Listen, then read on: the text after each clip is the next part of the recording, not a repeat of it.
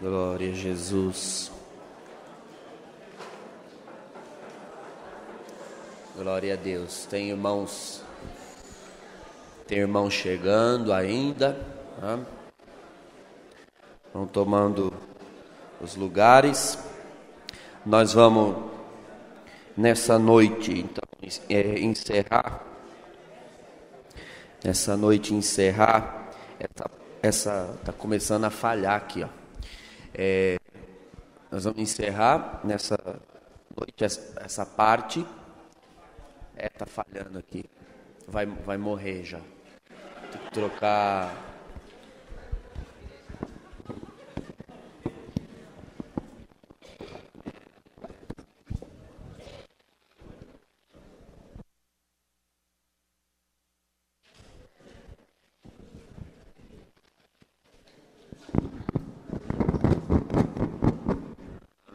Entendi.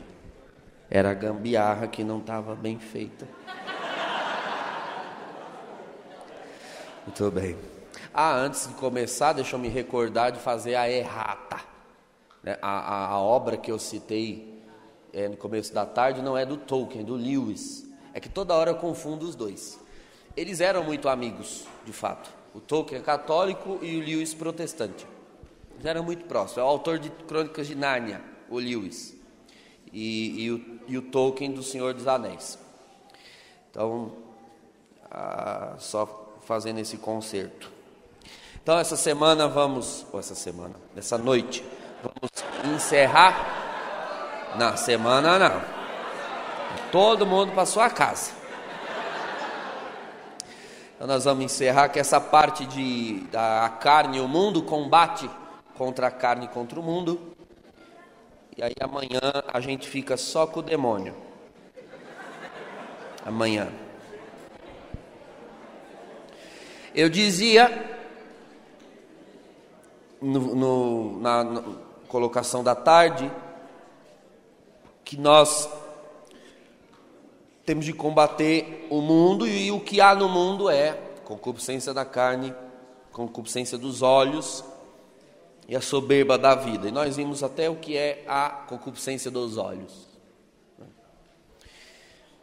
Há um trecho na palavra que diz: os olhos são a luz da alma. E é justamente se eu não policio essa concupiscência dos olhos, eu vou contaminando a mente e a alma. Agora, a soberba da vida. Em que consiste a soberba da vida? Veja, irmãos, desde o Jardim do Éden, quando o pecado entrou no mundo, nós estamos querendo tomar o lugar de Deus. O pecado original consistiu nisso. Satanás disse: sereis como deuses. A proposta de tomar o lugar de Deus, a proposta de ser mais do que o que de fato somos, é sedutora desde o Éden. Desde o Éden. E nós temos então, desde lá de trás, no paraíso perdido, no Jardim do Éden, nós temos uma sede de glória, uma sede de poder, de reconhecimento, de louvores, de elogios, de massagem no nosso ego. Todos temos. Todos temos. Até porque Satanás, ele sabia que nós tínhamos sido criados para isso. Quando Deus cria o ser humano, Deus cria o ser humano para a glória. Só que nós somos criados para receber glória, sim, mas para receber uma glória de Deus. Só que o demônio, sabendo que nós tínhamos sido feitos para a glória, ele seduz a humanidade, propondo que a humanidade era capaz de usurpar essa glória. Ao invés de recebê-la de Deus, que a humanidade é capaz de conseguir com a sua força própria essa glória. É aqui que começa a soberba da vida. Qualquer coisa, irmãos, agora você vai começar a identificar a soberba da vida. Qualquer coisa que nos cause a real posse de poder, de alguma maneira, ou a mínima sensação de superioridade, sempre vai nos atrair, sempre.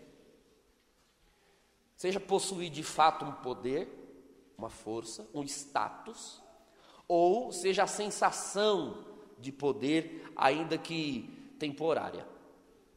Então aqui vai começar um sistema de vida, um estilo de vida no mundo, pautado na cobiça pelo dinheiro, porque o poder econômico dá uma sensação de superioridade. Então, adquirir bens, adquirir coisas, é contra isso que nós lutamos. É o que está no mundo, além de toda a concupiscência que nós já vimos. Nós lutamos contra isso em nós e nós vamos sair em missão e vamos encontrar isso. É por isso que vivem os pagãos. Adquirir coisas, o dinheiro, o lucro, o status social, a fama. Irmãos, nunca se viu, nunca ficou tão evidente como nos nossos tempos, a sede de fama, a sede de ser conhecido, lisonjeado.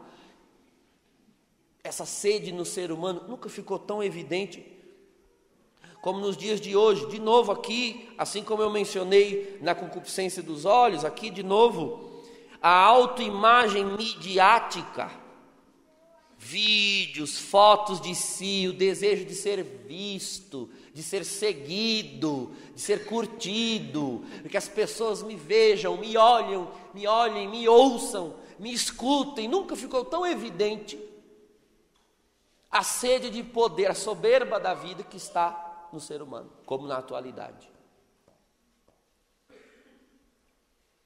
E dá uma sensação de poder, de superioridade. Você abrir lá o negocinho, pum, aí tem 500 solicitações de amizade. Eu sou o cara. Todo mundo me adicionando, todo mundo quer me seguir, todo mundo quer me curtir. Eu sou. A pessoa começa a se sentir a última bolacha do pacote, a última hóstia do sacrário. Ela realmente se acha muita coisa.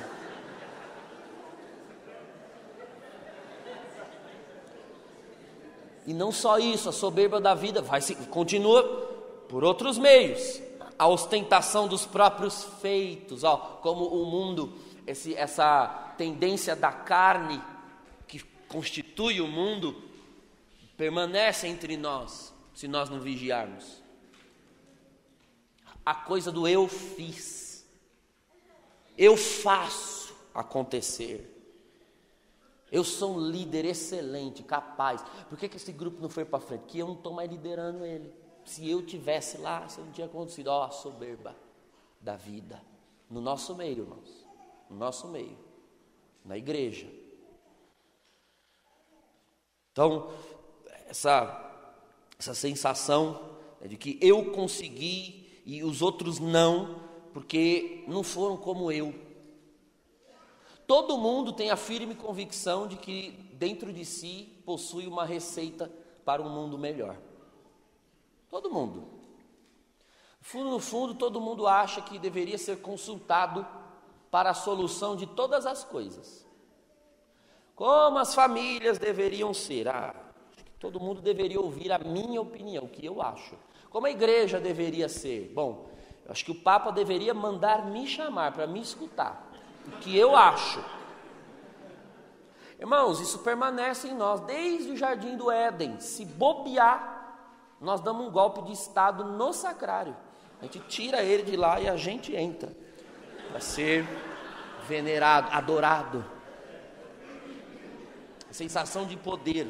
Sensação de poder. Então, essas coisas dão poder real. Vocês aqui são líderes.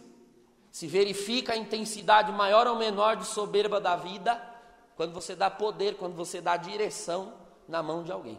O modo como ela lidera vai evidenciar não só a maturidade ou imaturidade humana, mas também quanto você foi capaz de suprimir a soberba da vida sob o poder do Espírito Santo.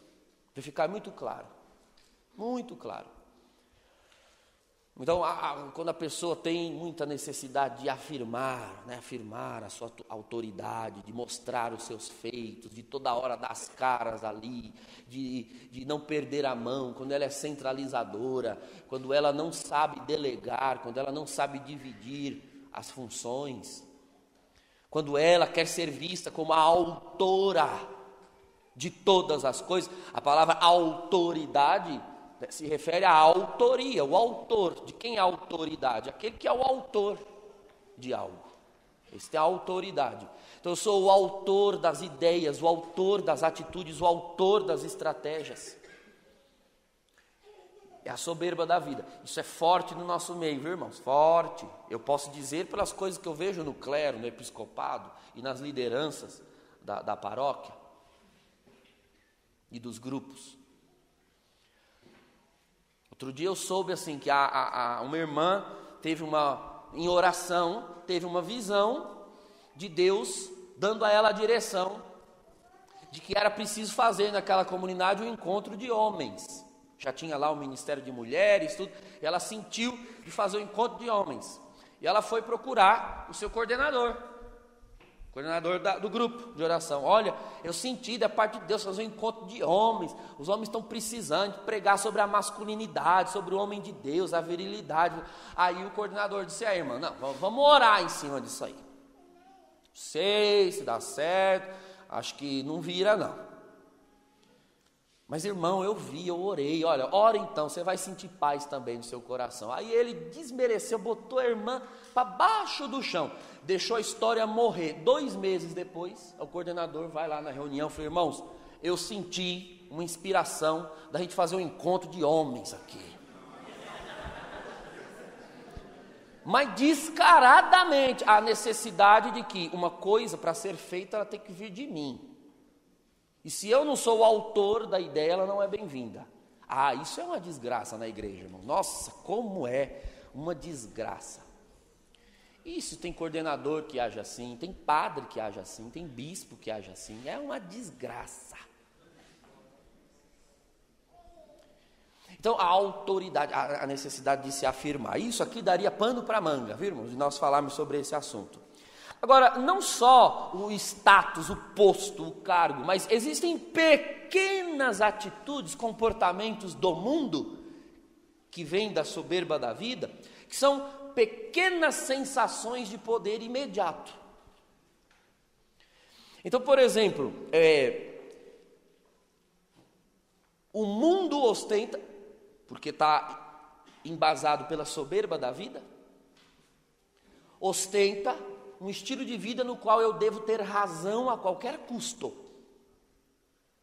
Lute para ter a razão a qualquer custo. E aí se briga com o outro, não se leva desaforo. Ter razão a qualquer custo. A custo da verdade, a custo das amizades, a custo da paz. Tudo merece ser sacrificado, desde que eu tenha a razão e saia com a razão. Eu falei mesmo, eu saí por cima. Sensação de poder ter falado, de poder ter xingado, de conseguir ter humilhado alguém. Isso é mundo, o mundo é assim. A soberba da vida faz os homens e as mulheres serem assim. Isso vai entrando, irmão, nos nossos relacionamentos. Vai entrando no matrimônio, vai entrando na relação entre pais e filhos. Então, não se busca mais conhecer a verdade. Interessa que eu tenha a razão, que eu tenha a última palavra.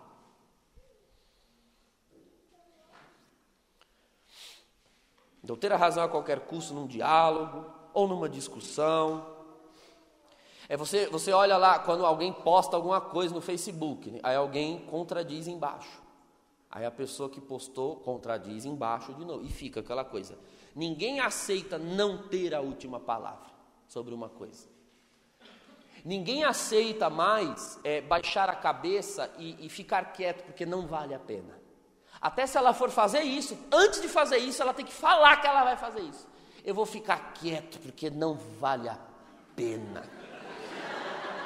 Então, se você ia ficar quieto porque não vale a pena, porque não ficou logo, fica quieto. Mas eu preciso que o outro saiba que eu vou ficar quieto, mas não é porque eu estou errado, é porque não vale a pena. Ele tem que saber. Ele tem que saber.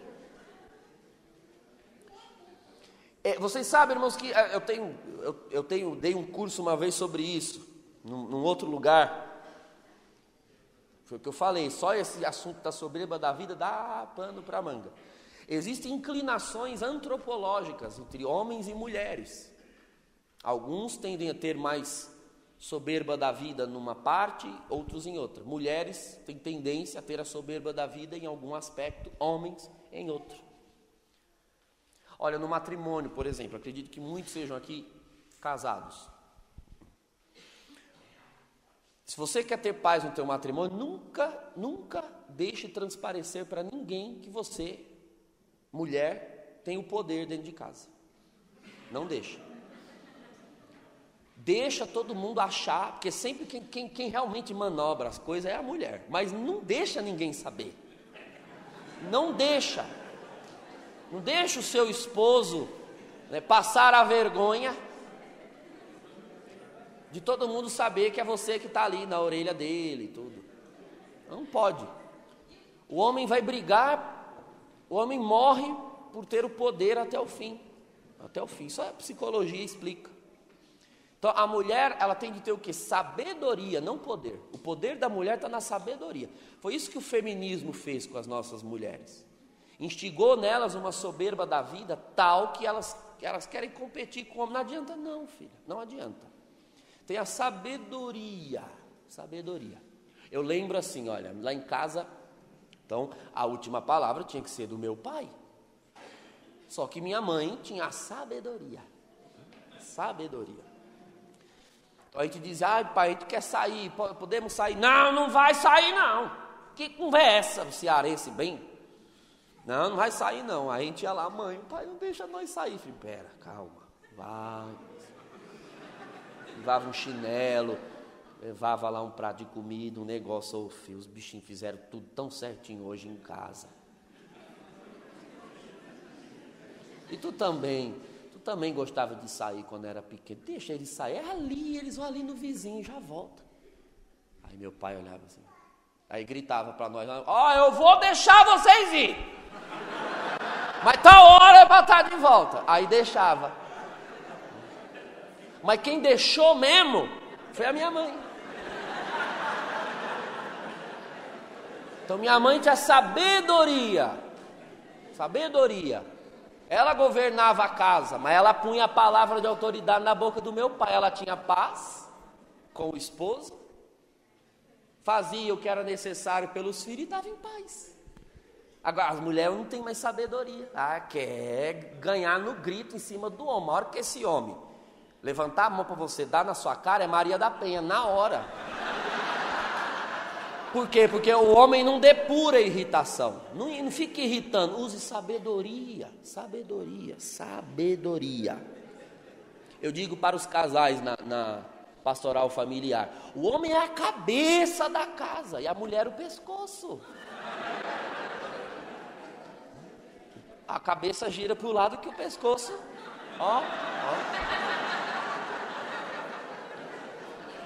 Então, o pescoço não move sem a cabeça comandar. Mas a cabeça também não gira para canto nenhum se o pescoço não girar. Isso é uma relação de mutualidade. Agora, só dá certo se cada um assumir o seu papel. Agora, a mulher que é o lugar do homem. Apitar, ter o poder, blá, blá, blá. E os homens frouxos, mole igual. Mulher, aí pronto, trocou os papéis. Aí depois você não estranhe que aumenta na sociedade o número de filhos afeminados, de mulheres masculinizadas, os papéis estão trocados e nossos filhos vão vendo a referência no lar do papel invertido e vão assumindo. Tá? Mas não vou falar, não era isso que eu queria falar. Vamos seguir aqui. Agora, repara no nosso meio como a soberba da vida funciona, né? Fulano, você já leu tal coisa? Já, é mentira, mas ele fala que sim. Porque não é legal dizer que eu não li. Eu não quero sair por baixo. A soberba da vida. Não querer sair por baixo. Imagina, ninguém quer sair por baixo. E todos nós vamos mentir para estar por cima. Mundo. A gente cria o mundo no nosso meio. Então, ou então, poder dizer, olha, eu li tal coisa, eu vi tal... Nunca leu, mas cita. Como se tivesse lido, soberba da vida. Ou então, eu vejo isso no mundo docente, na faculdade, alguém que tem o dom de ensinar, um formador, alguém que dá palestra, sempre ensina as coisas da maneira mais parcial possível, porque ele tem medo que as pessoas saibam tanto quanto ele. Então ele não divide o conhecimento plenamente. Né? E aí toda hora fica falando, olha, né, tinha muito mais sobre isso, mas eu não vou falar porque aqui, né, vocês não vão ter condições de entender, é uma coisa muito complicada, muito profunda, e vai desmerecendo o público. Na outra vez que eu vim aqui, falei sobre carne, mundo e demônio, e deixei claro, tem mais para ensinar. Então, agora eu vim para ensinar. Agora, se eu fico retendo isso, é a soberba da vida. Não, vou ensinar tudo que eu sei para esse povo vai saber tanto quanto eu. Soberba. Então, a alegria de um mestre que não é soberbo é poder ver os seus discípulos tão bons ou melhores que ele próprio. Isso dá satisfação a um bom mestre. Mas o soberbo jamais vai lançar mão de continuar sendo ele o melhor de todos. Então, falar daquilo como um empoderamento intelectual. Agora, se tem uma coisa que nos dá a sensação imediata de poder, irmãos, é saber de uma coisa que o outro não sabe. E poder eu ter a informação que o outro não tem, e eu ser a fonte. É aqui que nasce a famosa fofoca. Fofoca, irmãos, é assim, a mídia, é o jornal nacional da soberba da vida no mundo, é a fofoca. Se nós perguntarmos aqui, então, quem aqui assume que é fofoqueiro? Ninguém vai assumir. E por que ninguém assume que é fofoqueiro? Porque, de certa forma, a gente não define exatamente o que é fofoca. Se a gente definir, você vai descobrir quão fofoqueiro você é. A fofoca, ela acontece por causa da soberba da vida. A sensação de poder que a fofoca dá. Eu tenho uma informação, eu sei de algo, eu soube de algo, eu descobri algo, e você não sabe. O prazer, a sensação de poder eu ser a pessoa que lhe deu a informação que você não tinha. Ai, irmãos, é tão bom. Fulano, você soube o que aconteceu lá no grupo? Não sei. Eu nem te conto. Mas dá uma sensação de poder, uma sensação de status. Você ter a informação que o outro não tem. Você ser a fonte que os outros precisam para ter conhecimento de um fato. Isso dá a sensação de poder. A fofoca acontece por causa da soberba da vida em nós. É irresistível poder sentir o status do conhecimento prévio a respeito de algo. Eu fico sabendo. Se auto-observe, a próxima vez que você souber de uma coisa que ninguém sabe, dá uma coceira, é uma coisa incrível dentro da gente. Misericórdia, eu preciso vigiar, não posso falar. Vou ligar para fulana. E aí você fala, a vontade de falar. A sensação de ser o primeiro a transmitir uma informação. Isso dá um status muito grande. Então a fofoca começa aí. Soberba da vida. Muito bem. Por isso que a palavra diz, irmãos, então em Efésios 6, nós conhecemos a armadura do cristão. Efésios 6, no versículo 12, Efésios 6, 12.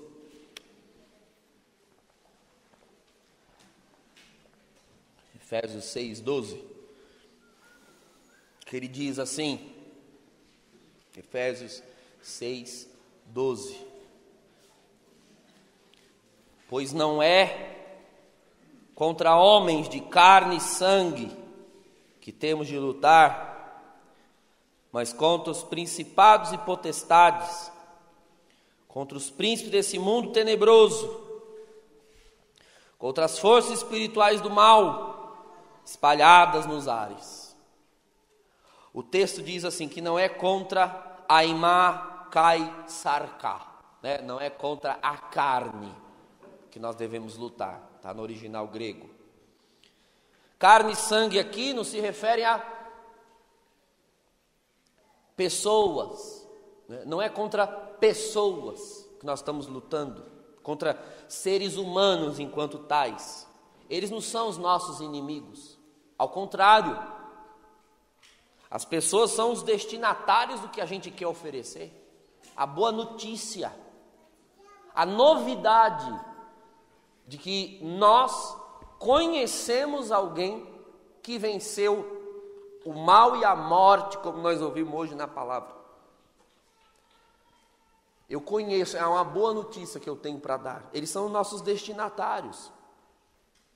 Então não existem pessoas individualmente contra as quais nós devemos lutar. Os cristãos, nós cristãos enfrentamos adversários sobrenaturais que se inclinam a explorar a carne e o mundo. Tem uma obra que foi traduzida em 2008, alguns devem ter, um dicionário das cartas de Paulo, dicionário assim das cartas de Paulo. Lá na página 983 desse dicionário está escrito assim, vou ler: os cristãos enfrentam adversários sobrenaturais que se inclinam a explorar a carne e o mundo. E aí ele cita Efésios 2, 1, 3. Vira a página aqui, Efésios 2, 1 a 3. E vós outros, só virar a página. E vós outros estáveis mortos por vossas faltas, pelos pecados que cometestes outrora, seguindo o modo de viver deste mundo. Veja aí, o que é o mundo? É um modo de viver. Tudo isso que nós ouvimos de tarde e até agora. A soberba da vida, a concupiscência da carne e dos olhos, o modo de viver desse mundo, do príncipe das potestades do ar, do espírito que agora atua nos rebeldes. Também nós, todos éramos deste número, nós éramos do mundo, nós estávamos no mundo, nós éramos deste mundo, desse número, quando outrora vivíamos nos desejos carnais, fazendo a vontade da carne e da concupiscência. Éramos como os outros, por natureza, verdadeiros objetos da ira de Deus, da ira divina. Então é preciso tomar muito cuidado para não confundir o combate contra o mundo com um combate contra as pessoas que estão no mundo. Muito cuidado. Nós temos de conquistar os que estão no mundo para o Evangelho e não combatê-los porque estão no mundo. Eles são vítimas do mundo tanto quanto nós éramos. Tanto quanto nós éramos. A maturidade cristã, ela precisa fazer, cada um tem um tempo, leva um tempo para fazer esse amadurecimento cristão, que é a passagem da negação do mundo para a capacidade de influenciar nele. Então cada um deve olhar para si e identificar em que etapa da vida cristã está. Funciona assim: quando você é tirado de uma realidade, é um recém-convertido, e quando eu digo recém-convertido, esse recém, quanto tempo demora? Bom, cada um deve ter o autoconhecimento, identificar se está pronto. Então, vou dar o meu exemplo, não posso usar o de ninguém, vou dar o meu exemplo. Quando eu deixei a Umbanda, o Candomblé, então eu iniciei um processo, naquela época, de me afastar absolutamente de todos que eram dali, que praticavam aquelas coisas. Eu estava num processo de purificação. Então, quando você sai do mundo, você entra num processo de purificação. Você precisa se afastar, precisa cortar todo e qualquer vínculo com o mundo. Isso é um processo natural. Não tem como. Mas e aí como é que eu vou? Eu preciso evangelizar o pessoal do mundo. Então, mas neste momento, se você continuar convivendo nos ambientes velhos, com as pessoas velhas, neste momento você vai ceder novamente. Tem que cortar. Tem que dar uma cisão, né? E tomar uma decisão. E cortar. Então, passei a rejeitar tudo aquilo, a odiar tudo aquilo e me afastar absolutamente de todos que tinham envolvimento com banda, com candomblé, porque eu estava negando aquela identidade velha e construindo uma nova identidade no Evangelho, entende? É fundamental que você rompa com as obras velhas. E aí o tempo vai passando, você vai formando essa identidade e chega um momento que essa identidade está firme. Você ama o Senhor, está bem resolvido com esse amor, ama o Senhor, ama a igreja, ama a palavra, ama a doutrina. E agora você está pronto, inclusive, se for necessário, para ter contato com aquelas pessoas de novo. Só que agora, elas que se preparem. Porque agora eu consigo influenciá-las, elas não me influenciam mais, eu estou amadurecido na palavra. Eu gosto de fazer a seguinte comparação. Quando você planta uma mudinha, então você a cerca. Você a cerca. Ela não tem estatura suficiente para ficar sem cerca. Porque os animais podem vir e pisar e ela não cresce. Agora, quando ela se torna uma árvore frondosa, arranca aquela cerca, filho. Os animais é que se vierem correndo, vão tacar o quengo na árvore e se machucar. A árvore, uma vez crescida, com raízes profundas, então nada vai arrancá-la dali. Os animais selvagens podem vir, bater e ir contra ela, ela não cai mais. Mas essa mesma árvore, quando era uma mudinha, precisava de cerca, porque senão estes animais pisariam. Em que nível está a sua fé e aqueles que você lidera, recruta? Você tem que saber. Alguém que pastoreia, alguém que lidera, ele tem que saber. Eu quero evangelizar os irmãos, então, mas que nível que você está? Eu vou para a porta do motel evangelizar. Tem gente, se for para a porta do motel, entra lá e fica lá. Não está preparado para isso. Vou entrar na zona, vou evangelizar as quengas. Aí evangeliza com a espada errada. Não é a espada do Espírito que está aqui em Efésios 6. Não pode, irmão. Não pode. Quando você olha o mundo, e você olha alguém que está no mundo, aquele estilo de vida que está na sua frente, é essa pergunta que você tem que se fazer. Aquele estilo de vida que está na sua frente, desperta em você tentação ou unção? Você se sente ávido em pregar e testemunhar, ou você se sente seduzido em voltar àquele estilo? Se você se sente seduzido, então você ainda está na época da fuga. Foge desse povo. Foge do mundo. Você não está habilitado para a missão, porque você ainda não é um bom discípulo.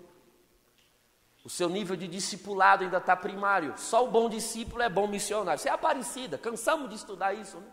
Só o bom discípulo é bom missionário. Então, só se você passou por uma purificação verdadeira e um amor intenso ao nosso Senhor, que depois de ter saído da boca de fumo, você consegue entrar lá e trazer todo mundo para o Evangelho sem se deixar levar pelo fumo. Então, eu lembro que quando eu saí das falsas doutrinas, eu comecei um processo de negação daquilo, de aversão, e tinha que fugir, e cortei. Passaram-se anos, Aí o meu coração começou a esquentar, de saudade daquelas pessoas, não daquelas doutrinas, mas daquelas pessoas. Porque tem pessoas preciosas lá dentro. Lá no centro espírita, no candomblé. As pessoas não acordaram de manhã cedo dizendo, eu quero ir para o inferno, vou para o candomblé. Elas não foram lá porque elas querem se perder, porque elas querem ir para o inferno. Elas foram porque na ignorância delas, elas realmente acreditam que aquilo é um bem.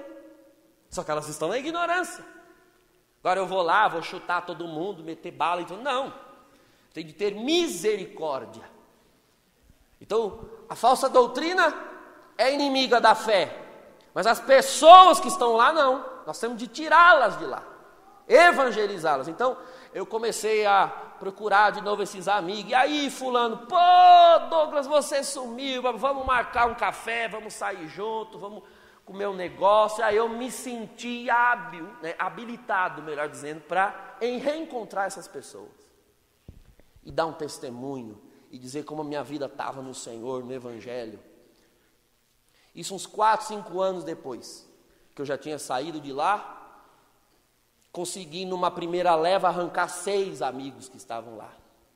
Trouxe para o Senhor, 6. Depois numa outra leva trouxe mais 4. E hoje em dia, depois que o Senhor vai dando o ministério, vai dando a pregação da palavra, vai dando a oportunidade de dar testemunho, então hoje eu já não sei quantos o Senhor deu a graça de arrancar de lá, mas existe um processo de amadurecimento que você tem que passar. Então, você já é uma árvore frondosa, está preparado, o mundo pode vir contra você, que você tem consistência para não cair, ou você ainda é uma mudinha? Se você é uma mudinha, vamos cuidar de você por enquanto. Cuidar. Você está no tempo do cuidado, e não do envio. Tem de ter esse discernimento. O nosso combate é contra o mundo. E quem vai para o combate tem de estar equipado. Tem de ter condições de portar as armaduras da fé. Tem que ter a estrutura para que essas armaduras possam se encaixar na minha estrutura.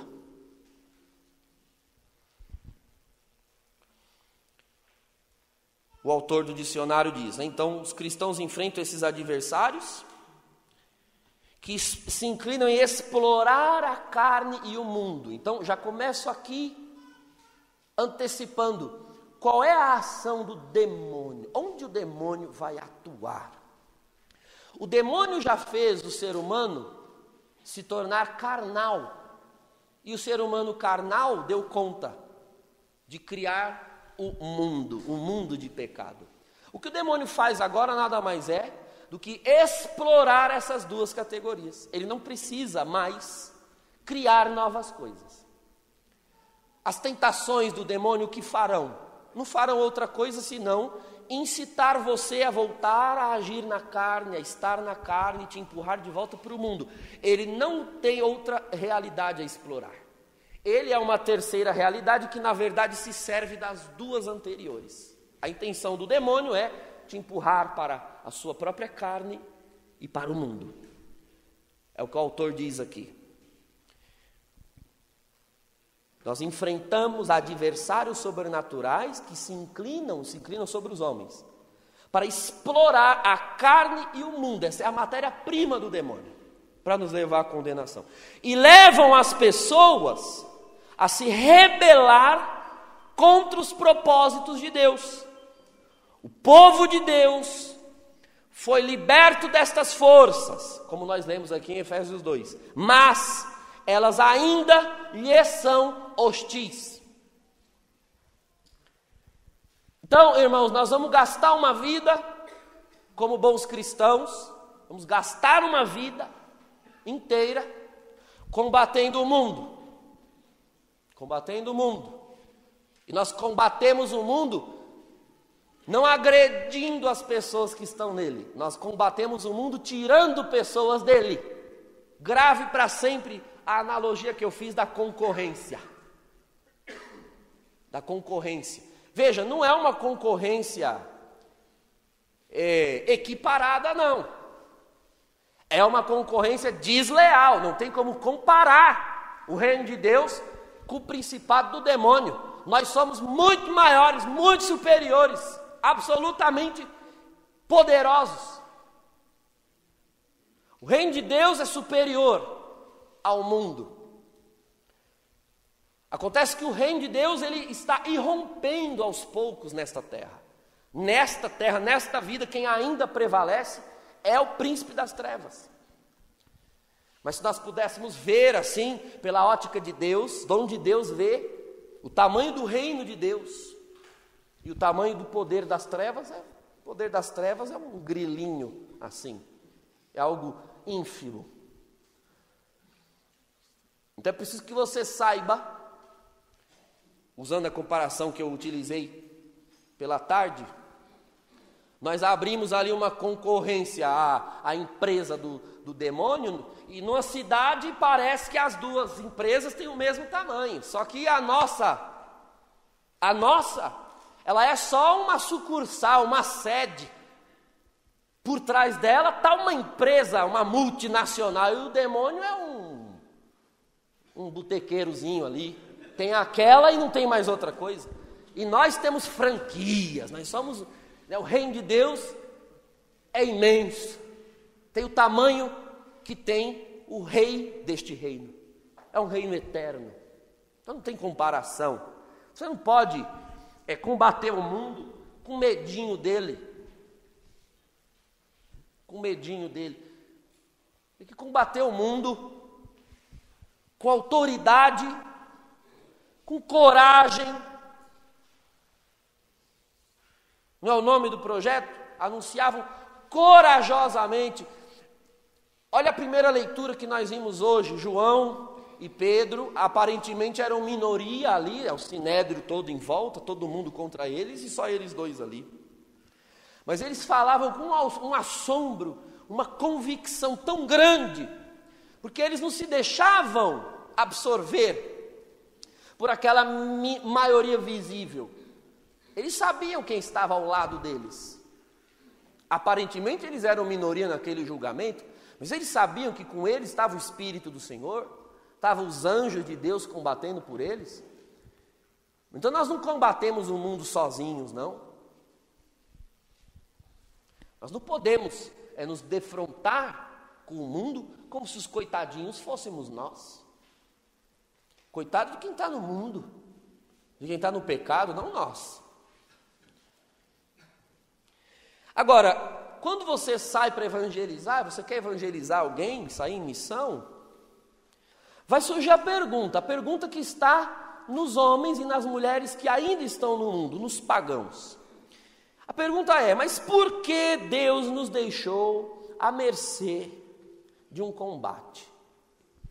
Nós não dizemos que Jesus Cristo veio e venceu o mundo? Se ele venceu o mundo, por que nós ainda temos que combater algo que já está vencido? Se eu tenho que combater, então não está tão vencido assim. É uma pergunta que pode surgir. Jesus venceu o mundo, venceu para ele, eu estou aqui me lascando. Jesus venceu o diabo, então, mas parece que venceu só para ele. Eu estou aqui, a cabeça de guidão, enfiando o chifre em mim o tempo todo.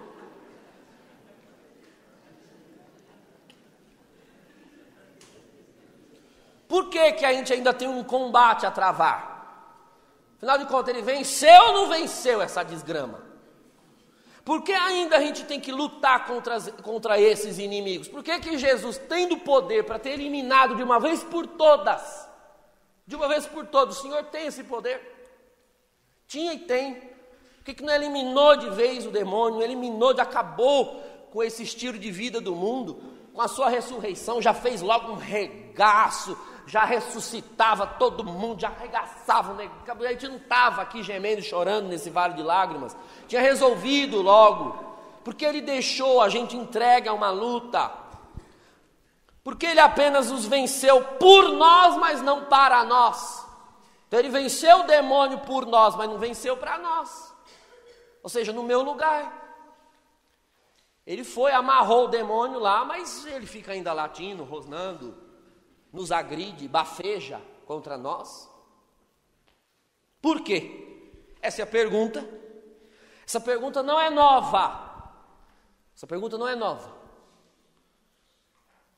Talvez alguém venha lhe perguntar: se Deus existe, né? Então por que as coisas estão como estão? Por que eu estou me lascando? Por que Deus não olha para mim? Você vai evangelizar e as pessoas que não querem o evangelho, elas vão tentar te dissuadir, para que você não pregue, para que você não evangelize.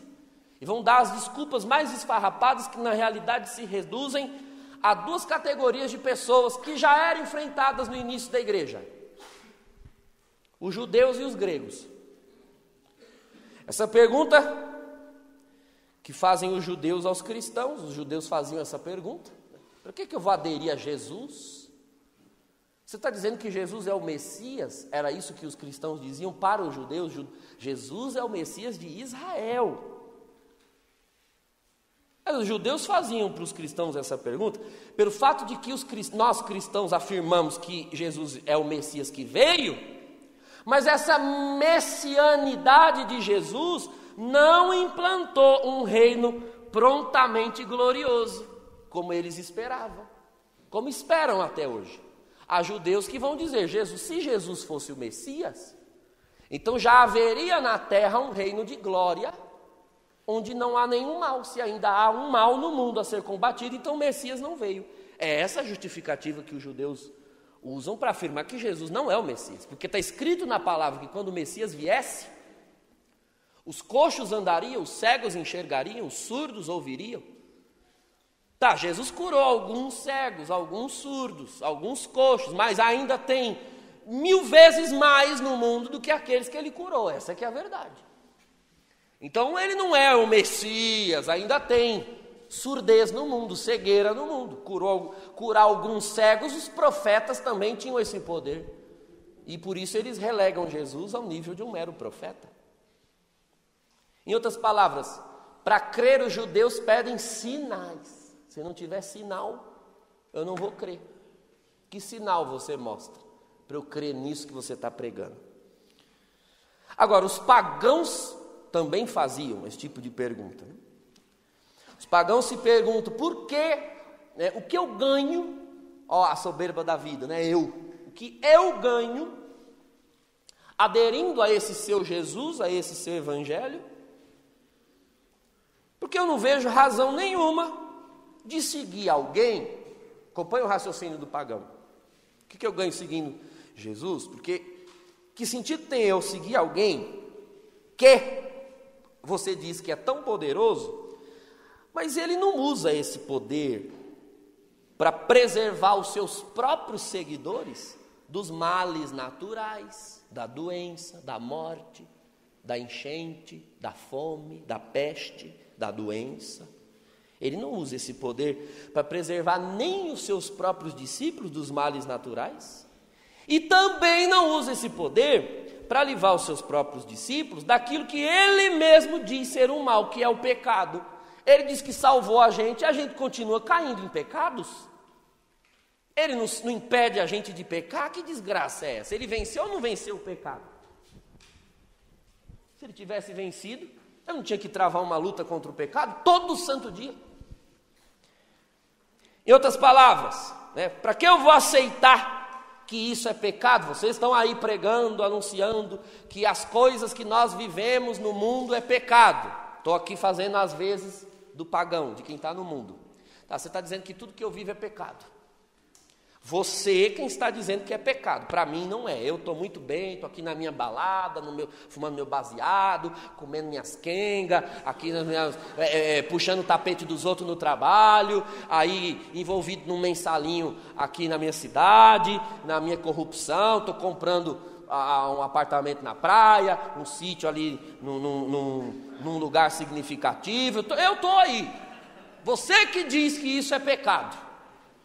Agora, por quê? Para que eu vou aceitar que isso é pecado, se ao aceitar, suponhamos que eu aceite que isso é pecado e me torne um cristão, ao aceitar, eu terei que ficar eu mesmo combatendo essas coisas, essas tentações, sem eu ter força de vencer, porque você mesmo que diz que é cristão, combate essas coisas e não tem força para vencer.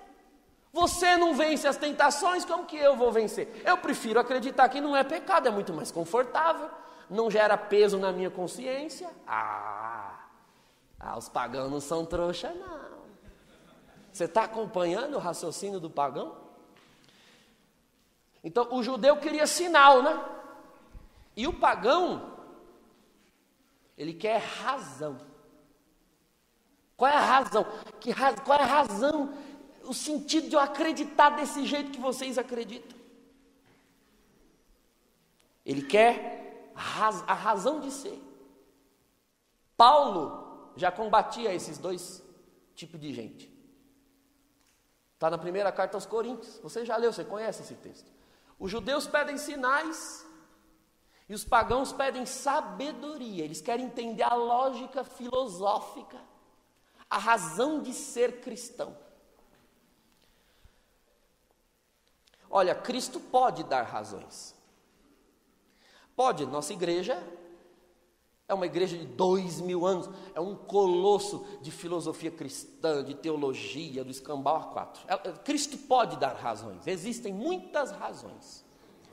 E Cristo também pode dar sinais. Porque a nossa igreja é um colosso de santos místicos, de dons carismáticos. Nós sabemos o que é cura, o que é poder, o que é milagre, porque nós já vimos Cristo operar essas coisas. Então ele pode dar razões e pode dar sinais, mas antes disso vem algo. Você quer razões? Você quer sabedoria? Você quer sinais? Você pode até ter essa resposta que nós vamos dar para o judeu e para o grego. Para aquele que quer sinais, hoje em dia já não é o judeu, mas é o curandeirista, né? É aqueles que procuram o cristianismo em busca de soluções imediatas, sinais. Se Jesus curar, eu vou crer. Se Jesus me der um emprego, eu vou crer. Alguns querem sinais para crer. E outros querem saber qual é o sentido, a razão lógica de se ser cristão.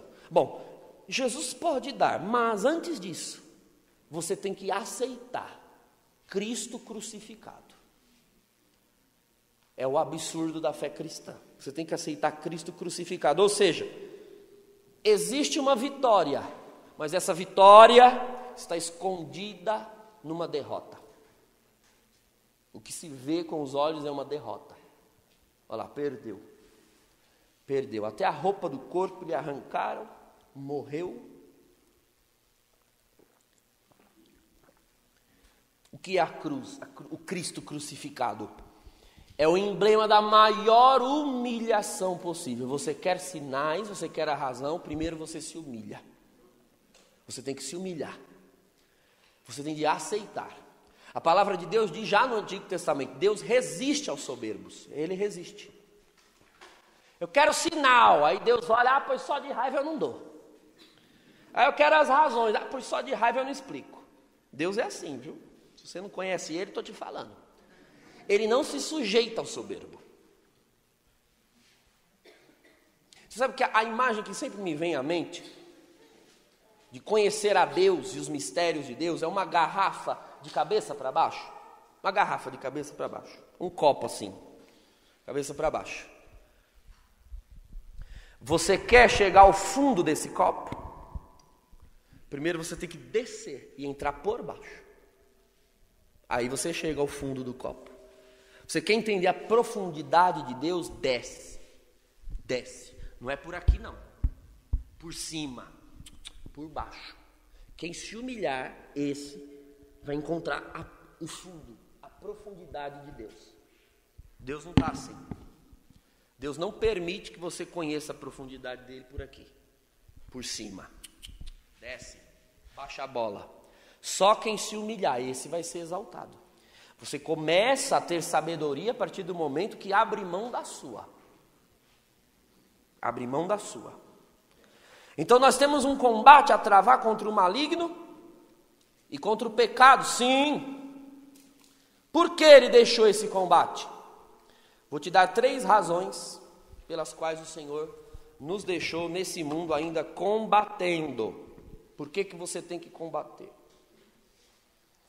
Primeiro, nós temos que combater porque nós temos de reparar diante de Deus a aliança que nós humanidade, nós seres humanos, fizemos com o diabo no paraíso. A humanidade fez uma aliança com o demônio. A humanidade disse um sim ao demônio. Um erro se repara quando eu faço o oposto do ato mal cometido.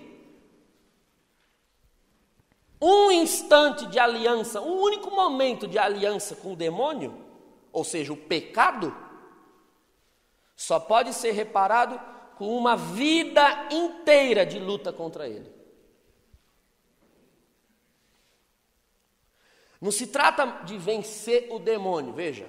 Então, nós fizemos a aliança com o demônio e agora, para reparar, a gente tem que vencer o demônio. Olha, não tente vencer o demônio, porque você vai se lascar. O demônio, Cristo venceu e o vence. Nós não temos poder de vencer o demônio. Quem tem esse poder é Cristo. Ele tem. Não se trata de vencer o demônio. Se trata de combatê-lo até o final. É isso que está em jogo. Então o Senhor nos chama, como que dizendo, bom, você quer reparar o seu mal? Então tá aí, eu vou lhe dar a graça de lutar contra o demônio o resto da sua vida. É que nós não enxergamos pela ótica de Deus. Nós achamos que ter que combater o demônio, combater o pecado é uma desgraça, é um peso. Não, é uma graça poder ter a oportunidade de passar uma vida inteira dando bicuda na cara do cão, bicuda na cara do cão, bicuda. É um modo de reparar a aliança que nós fizemos com ele no paraíso. Quando você, ainda que peque, vai ao confessionário, se arrepende, recebe a absolvição, pá, bicuda na cara do cão. Você entra na fila da comunhão, recebe Jesus e adora de todo o coração, outra bicuda. Cabeça de guidão, vai enganchar em qualquer esquina por aí. É uma graça poder viver uma vida de combate contra o mal. É um modo de nós repararmos a aliança que nós fizemos com ele no paraíso. É um modo de dizer, olha, meus pais, Adão e Eva, fizeram uma aliança com você. Pois agora eu vou pisar na sua cara. Cabeça de guidão. É uma graça, irmãos. É uma graça. Poder combatê-lo como um ato de reparação pela aliança que a humanidade fez com ele. Daí vem a necessidade, irmãos, agora para isso, para poder entender com essa lógica, a necessidade de se reconhecer a verdade e a profundidade do pecado. Eu preciso aceitar que houve essa aliança com o mal. Se o indivíduo não perceber por meio de um anúncio da palavra, um querigma, ungido, um anúncio ungido, se ele não entender por meio de um querigma eficaz e ungido, a dimensão da escravidão em que o pecado nos colocou, ele não entende a necessidade de reparar o não que foi dado ao Criador lá no paraíso, um Criador que tanto nos ama e recebeu de volta, recebeu em troca pelo seu amor um não. Então é o anúncio da palavra. Aí você vai dizer assim, padre, aquele argumento que os pagãos dão para não crer ainda está mais forte. Ainda está mais forte. Então você tem de aceitar, meu irmão, que o convencimento destas coisas não virá da sua eloquência. Virá de uma experiência real e profunda com o Senhor Jesus. Nós chamamos isso de batismo no Espírito Santo. Até para pregar nós temos que ter a humildade. Deixa o pagão esbravejar e fazer essas perguntas todas que eu fiz, né? Por quê? Para quê? Vale a pena? Se isso, se aquilo, você tem que dizer, olha meu irmão, parece que você está certo mesmo, viu? Parece. Só que se você estivesse certo, se esse raciocínio estivesse certo, ele já teria prevalecido sobre o cristianismo. E como o cristianismo está em pé e cada vez mais forte há 2000 anos, é porque, embora eu não saiba te dar a razão, Cristo tem uma razão tão mais forte que essa, que o mundo não conseguiu prevalecer contra a igreja. Então, só quem pode te dar a resposta é este Cristo que eu estou te falando. Você está me perguntando, para me afrontar? Ou você está me perguntando porque você realmente quer saber a resposta? Se você realmente quer saber a resposta, então dê uma chance hoje para o Senhor Jesus te responder. Eu tenho certeza que Ele vai responder. Você vem aqui, senta aqui nessa cadeirinha, eu vou pôr a mão na sua cabeça, eu vou orar. Eu vou. E quando eu começar a orar, eu vou começar a falar uma língua estranha que você não se assusta. O sobrenatural vai acontecer. Você já ministrou na vida de alguém assim, sem duvidar? Porque se você não fizer isso, o diabo já prevaleceu já. Você duvida? Aí você vai e ora, e dentro de você diz assim: Senhor, problema seu. Quem morreu por essa vida foi o Senhor, não fui eu. E eu não sei se ela vai ter outra oportunidade de alguém te anunciar. Assim, eu não falo isso, né? Para a pessoa ouvir. Mas na minha mente, quando eu estou orando por alguém em línguas, eu estou pensando isso: se vira, vai perder mesmo? Você vai perder? Eu celebro lá em Jandira as missas por cura. Uma vez no mês eu faço esse serviço de cura e libertação. Só uma vez no mês. Mês que vem, como é festa da padroeira da paróquia, Nossa Senhora de Fátima, vou fazer 2. E vou fazer em 2 sábados seguidos, 18 e 25. No fim, depois que eu dou a bênção final, encerro a missa. Não faço nada dentro da missa, irmão. Sou muito ortodoxo com liturgia, muito. Termina a liturgia, eu vou fazer imposição de mãos nas pessoas, né? Para que elas recebam o batismo no Espírito. Aí vem cada figura muito louca nessas missas. Aí esses dias veio, né? Um rapaz, aí tinha um ferro aqui, outro aqui, enfim, todo ferrado. E ele veio para receber imposição de mão. Eu faço a imposição de mãos em silêncio. Os irmãos ficam atrás ali dando cobertura espiritual, o ministério vai cantando, ministrando.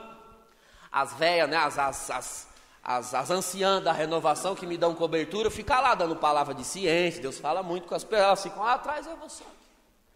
Quando veio o homem ferrado, eu pus a mão na cabeça dele, olhei para cima e falei: Senhor, esse aqui deve ter sido um parto para quem quer que seja trazer ele na igreja. E tão cedo ele não vai pisar aqui. Não vai, eu com a mão aqui. Ele não volta aqui não. Ou o senhor faz uma obra agora, ou realmente eu não estou entendendo mais nada. Que o senhor quer salvar todos os homens, quer salvar todos os homens. Tem um aqui. O senhor quer mesmo salvar? Não tá bom. Se lá na frente o senhor vai preparar outra oportunidade para converter esse menino todo ferrado, e tinha a orelha dele vinha aqui no ombro, né? Eu não sei o nome daquilo. Alargador. Eu pus a mão. Falei: Senhor, é teu. O senhor morreu por ele? Eu não morri. O senhor morreu. O senhor é o Salvador. Eu estou pondo a mão aqui. O problema é, o senhor quer, o senhor ama mesmo, você faz uma obra. Assim, claro que a gente tem a condição de ter um raciocínio longo em fração de segundos quando é só na mente. Isso foi uma coisa de segundos.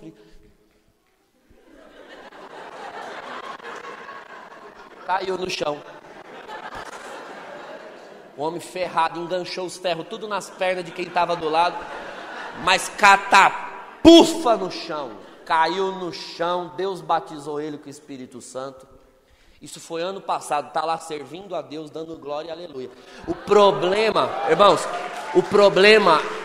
não é você que faz. Não é você. É que a gente é muito cheio de, não sei, a unção da Chiquinha, da Ana.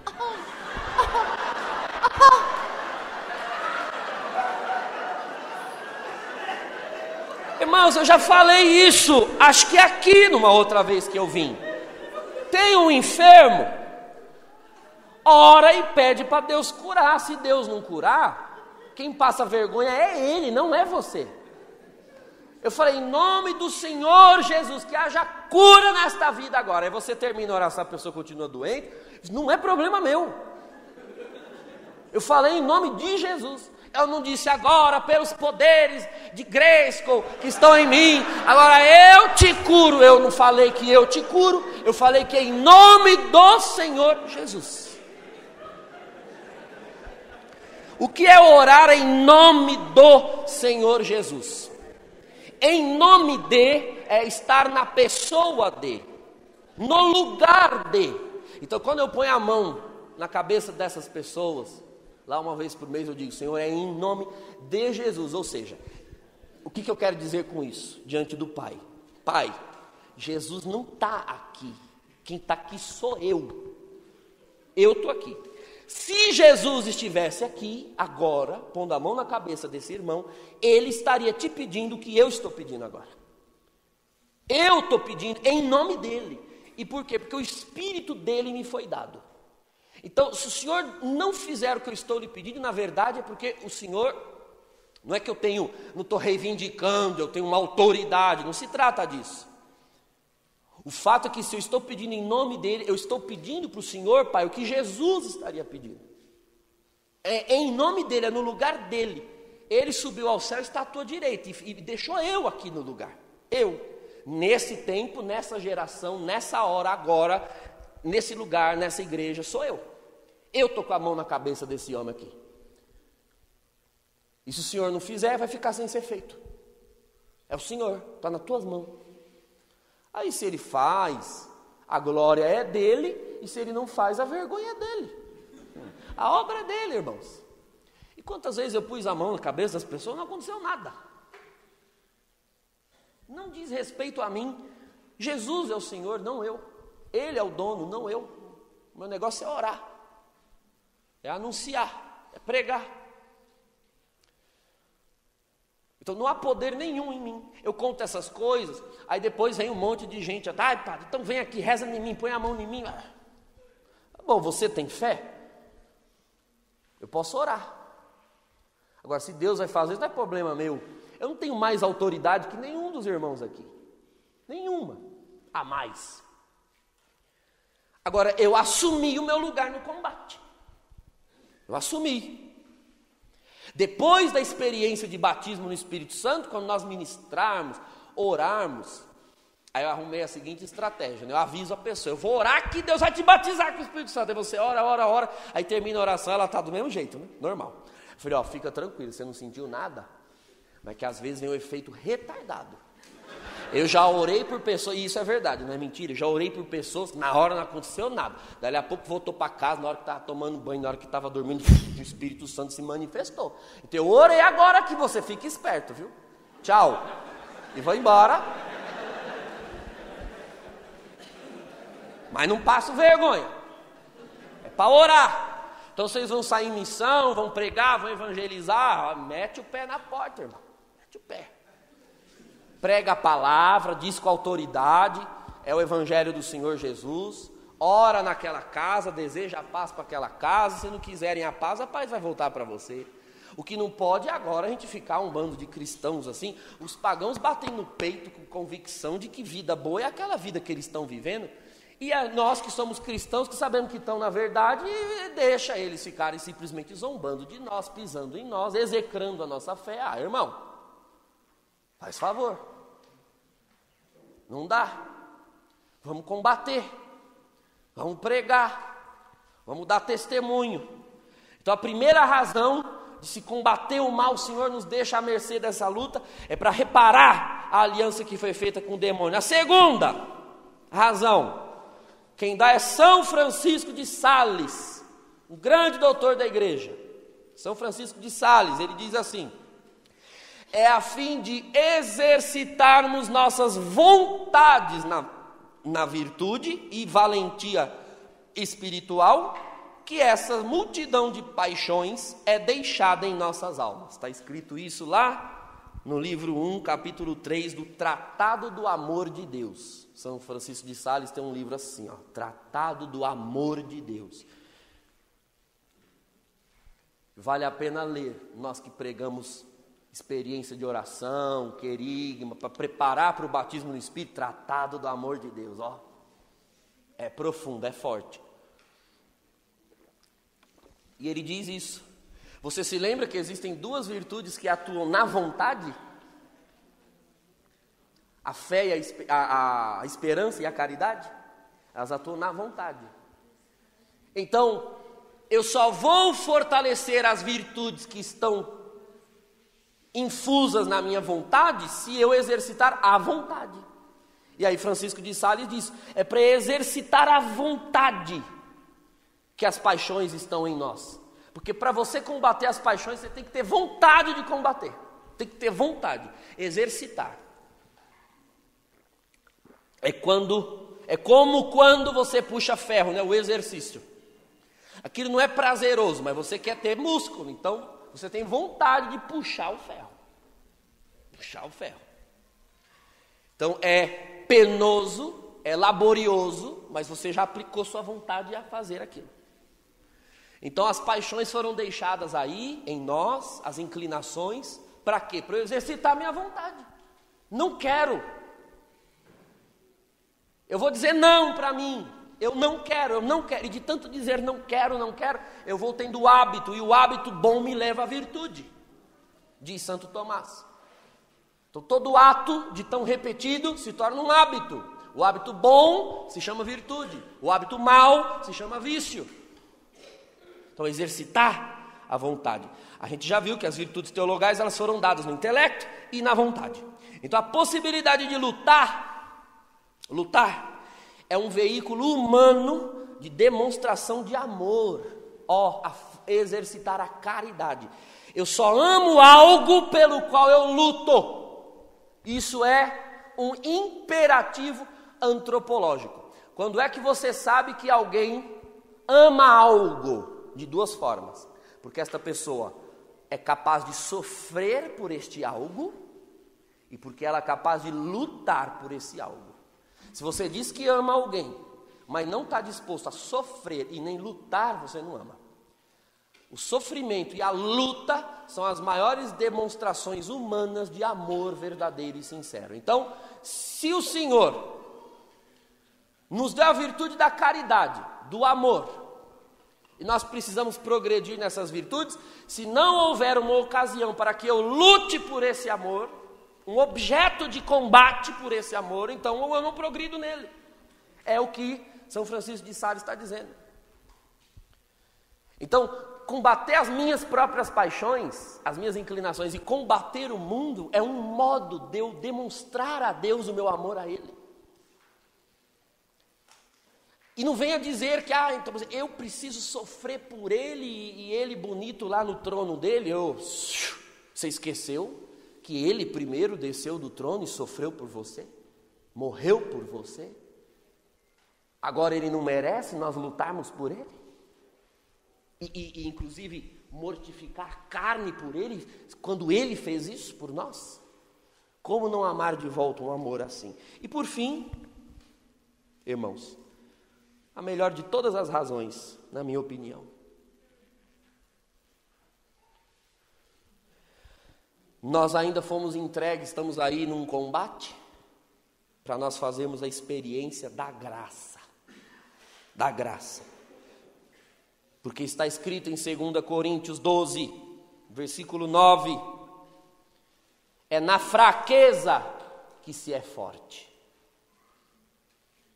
E porque a soberba da vida, lembra a soberba da vida? Que está no mundo, e está no mundo porque está em nós. A soberba da vida, que é o primeiro pecado e a fonte de todos os demais, aquela vontade de ocupar o lugar de Deus. A soberba da vida só se domina com dependência de Deus. Como é possível vencer a soberba? Sendo humilde. Na soberba eu quero ter o poder, na humildade eu dou o poder e reconheço que não tenho. Então é quando eu olho para mim, nas minhas lutas, quando você olha para você, nas suas lutas, e você descobre, não é que você acha, ou sente, ou percebe, não, você descobre que de fato não consegue vencer o combate. Porque é inimigo demais para você combater sozinho, a carne, o mundo, o diabo.